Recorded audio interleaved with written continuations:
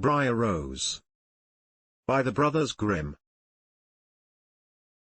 A king and queen once upon a time reigned in a country a great way off, where there were in those days fairies.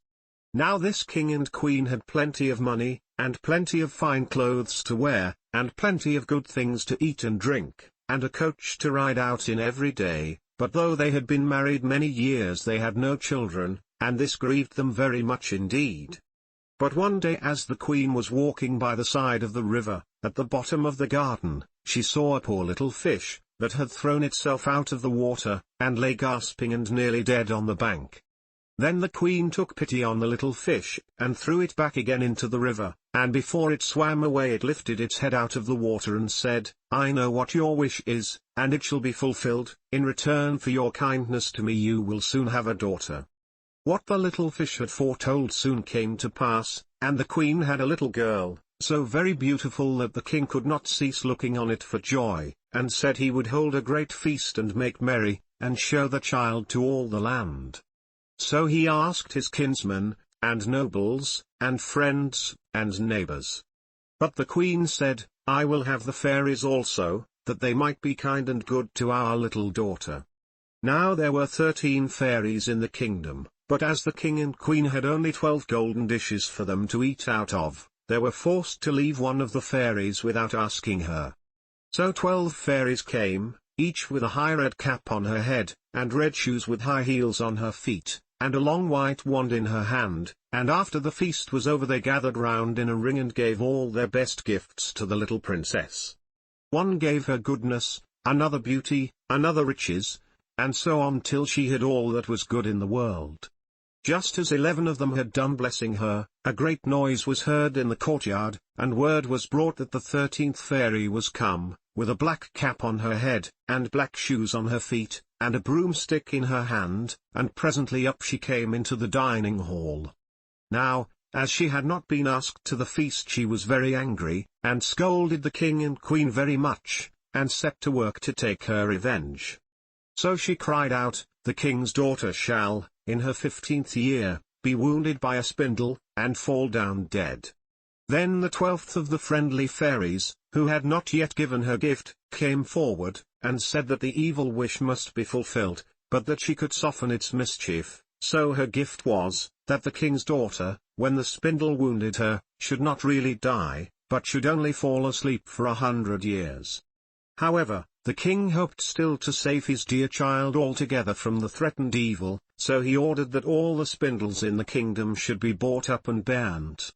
But all the gifts of the first 11 fairies were in the meantime fulfilled, for the princess was so beautiful, and well-behaved, and good, and wise, that everyone who knew her loved her.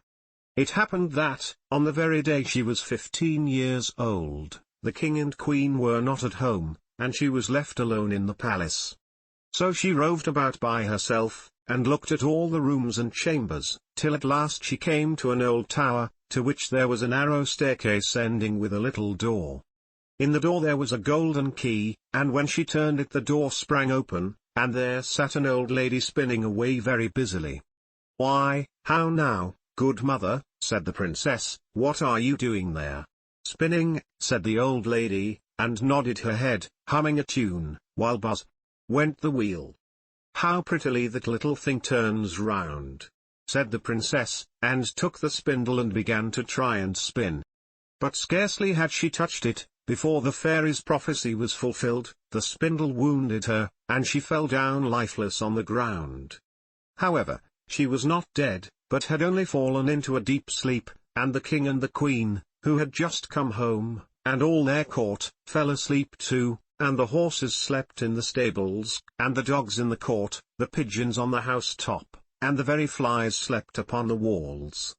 Even the fire on the hearth left off blazing, and went to sleep, the jack stopped, and the spit that was turning about with a goose upon it for the king's dinner stood still, and the cook, who was at that moment pulling the kitchen boy by the hair to give him a box on the ear for something he had done amiss, let him go, and both fell asleep. The butler, who was slyly tasting the ale, fell asleep with the jug at his lips, and thus everything stood still, and slept soundly.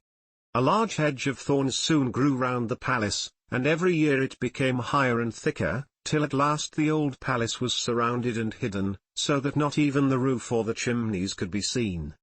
But there went a report through all the land of the beautiful sleeping Briar Rose, for so the king's daughter was called, so that, from time to time, several kings' sons came, and tried to break through the thicket into the palace. This, however, none of them could ever do, for the thorns and bushes laid hold of them, as it were with hands, and there they stuck fast, and died wretchedly.